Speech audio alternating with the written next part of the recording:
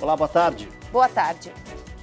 Aliás, uma ótima tarde, um ótimo dia para quem espera por justiça nesse país. Foi preso no Paraguai um dos homens mais procurados pela polícia, que estava na lista de foragidos da Interpol. O ex-médico Roger Abdelmaci estava foragido desde 2011. Ele foi condenado a 278 anos de prisão pelo estupro de 52 pacientes.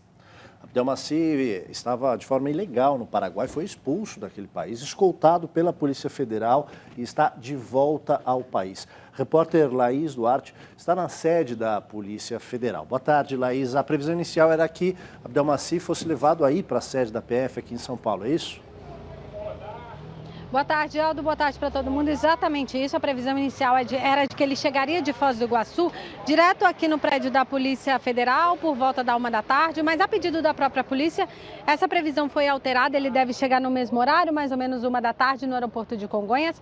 Lá mesmo, passará por um exame de corpo de delito e segue direto para o presídio de Tremembé 2, no interior aqui do estado de São Paulo.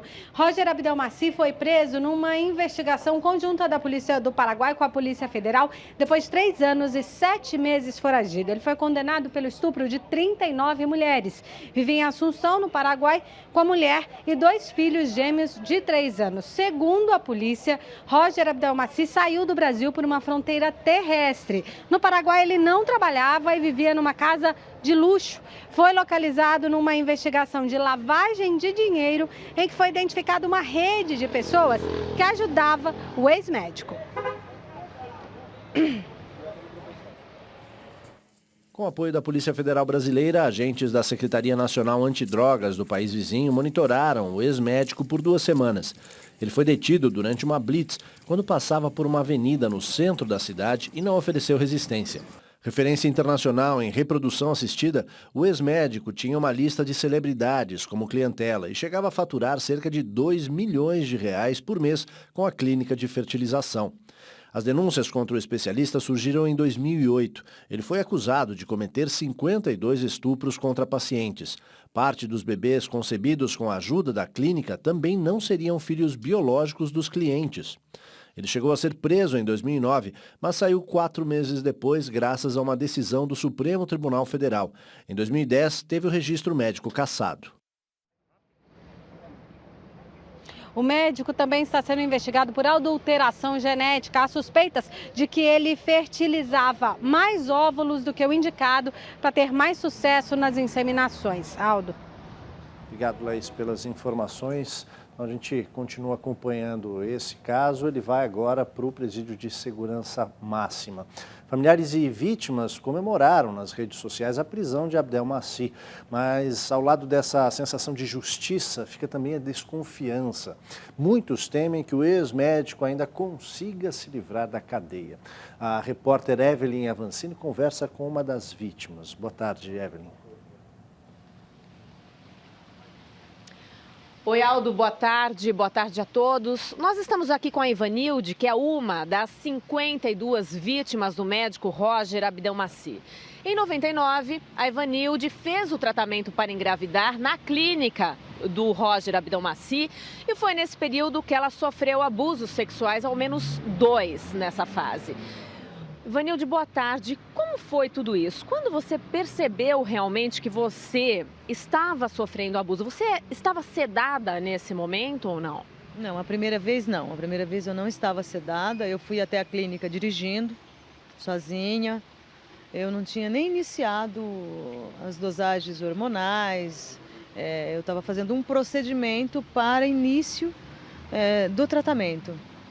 Foi quando eu falei com ele me abraçou, me agarrou e muito fortemente e tentou me beijar na boca com muita força, E eu consegui me desvencilhar dele e fui embora. Nesse momento, a mulher pensa, no meu caso eu pensei que era um caso isolado. Tá? Você que acaba se sentindo culpada, achando que você deu margem em algum momento para que aquilo acontecesse. Então eu fiquei calada, fiquei quieta, né? E comecei o tratamento e aí depois eu não tive dúvida, né? Aí realmente eu estava acordando de uma sedação, né? E aí foi constatado. Eu cheguei a acordar, cheguei a chorar, cheguei a gritar, cheguei a chamar a enfermeira. Ivanilde, nessas consultas, o médico tinha o acompanhamento de uma enfermeira, de alguém, ou vocês ficavam a sós? Não. No meu caso, como foi, quando eu fui na primeira consulta, eu fui com o meu marido, né? Fui com meu marido, ele é um homem muito educado, muito envolvente, falando de Deus a todo momento. Obviamente que esse discurso é depois que ele descobre qual religião você pertence. Então ele sempre fazendo a consulta com um terço na mão, dizendo que tudo que ele fazia era obra de Deus, que ele era apenas um condutor. Enfim, então um homem que deixava as pessoas assim, extremamente tranquilas, transmitia uma paciência, uma tranquilidade, uma segurança muito grande. Tudo que envolvia naquele momento, uma sala muito luxuosa, com vários quadros de neném na parede, um mais lindo que o outro, no colo dele, no colo de artistas famosos. E aqui ele mostrava aquilo com orgulho, como se aquilo ali fosse o troféu dele.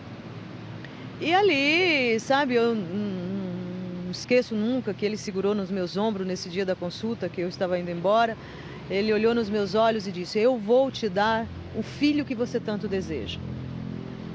Tá, então teve momento que a gente começou a discutir custos com ele, porque a gente sabia que era elevado. E obviamente que isso, depois dele descobrir toda a sua situação econômica, porque ele leva num papo muito descontraído, falando de negócios, e você ali relaxa e abre a guarda. E durante o tratamento, ele também chegou a fazer alguns procedimentos desnecessários, você me disse antes agora da nossa entrevista. Isso, quando nesse mesmo dia ele pediu, era já noite, ele pediu coleta de sangue minha, tal, para identificar qual era o problema, por que eu não engravidava. Embora a gente dissesse a ele que eu sabia que eu não tinha problema, que o problema era sabido que era do meu marido, mas ele falou: "Não, mas a gente tem que investigar você também." E aí, naquele mesmo dia, o resultado saiu ali mesmo na clínica, ali, questão de horas, e o diagnóstico foi que eu tinha que retirar minhas trompas, coisa que eu antes nunca tinha tido um diagnóstico como esse, enfim. Só que ali você confia tanto nele, você se sente entregue, e que 2 dias depois eu estava sendo internada para fazer essa cirurgia. E após as denúncias, você chegou a receber ameaças também?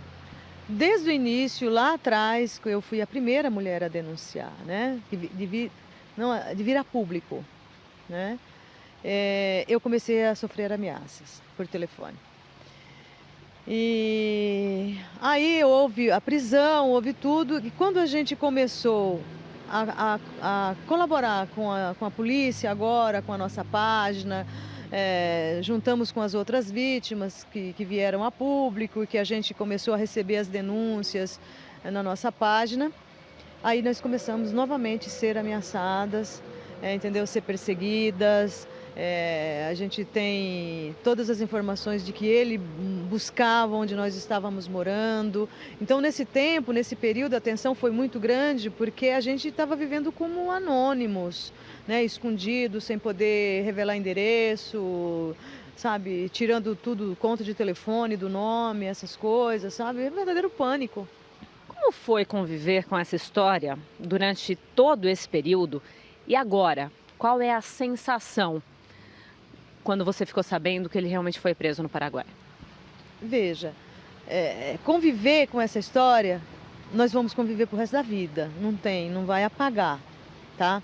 Agora, com a prisão dele, a sensação que a gente tem, as sequelas que nós temos hoje, tudo que isso nos causou, isso, embora a gente já tenha tido muitos acompanhamentos, tal, mas são coisas irreversíveis, né? Isso vai permanecer.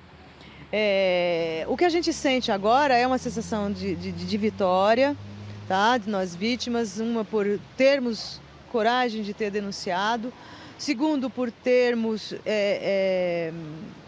ajudado na captura dele, e E a sensação que agora ele está trancado e que ele permaneça lá para que a gente possa viver livre aqui, né? Porque se esse homem for solto, se por acaso alguma coisa acontecer, como a outra vez, e ele sair, quem vai ter que ir para o Paraguai somos nós, viver escondido. Porque aí já não tem mais o que fazer. Como foi seu dia ontem e hoje? Como você se sente? Aliviada? Aliviada, mas assim, ontem quando eu recebi a notícia, foi um misto de sentimento, de sensação, né? Eu não sabia se eu ria, se eu chorava, foi um misto. E no final do dia, realmente, eu desabei. Eu não consegui dormir essa noite, fui medicada, eu tive vômitos, eu tive, sabe, não dá para descrever.